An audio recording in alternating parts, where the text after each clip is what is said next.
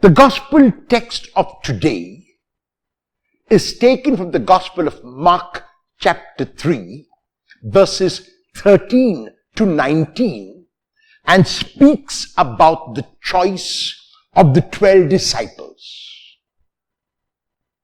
Mark makes 3 points when he speaks in these verses. And the first is this, that Jesus went up to the hills. Going up to the hills or the mountain is a symbol of going toward God. Because God was available in the heavens and the mountain was closer to heaven. And that is why when we are told that Jesus goes up to the hills, he is in a way asking God what exactly God's will is.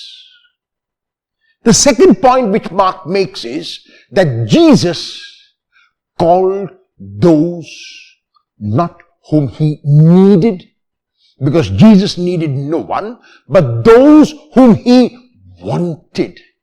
It was his choice. It was his wanting them, not needing them. So a deliberate choice that Jesus made. And then Mark goes on to tell us the reason why he wanted them. And that is the second point. Namely, he wanted them primarily, first, to be with him. What is the meaning of being with him? In Matthew chapter 11, verses 28 to 30, we are given an insight into what it means to be with him when Jesus tells his disciples, "Come to me, all you who labor and are overburdened, and I will give you rest.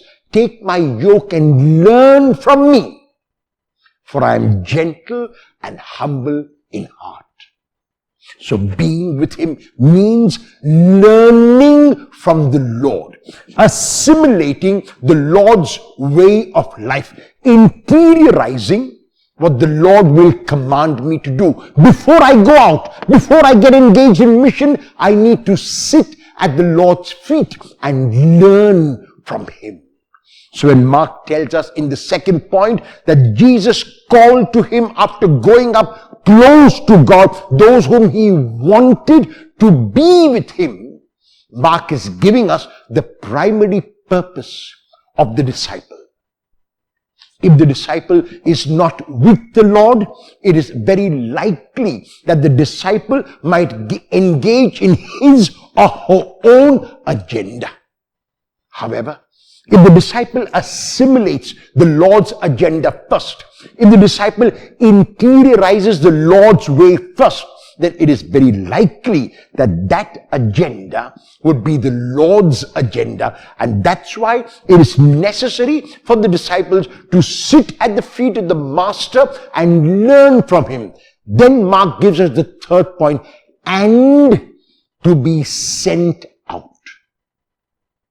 In other words, the and to be sent out is almost afterthought, is almost after sitting down at the feet and learning from him, though it is not a linear process. It is not as if one will sit at the feet of the Lord, learn and then be sent out, because one can never stop learning from the Lord. And therefore, it's a cyclic process.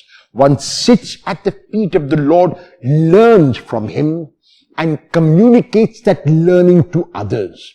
And after communicating it to others, once again we sit at the feet of the Lord and learn from him and keep communicating it to others. In other words, it is a circle that has no end. It is a constantly assimilating and communicating, a learning and a giving. This is what the Lord invites his disciples to do. Will you, as a disciple of Jesus, assimilate the Lord's ways and communicate that way to everyone you meet?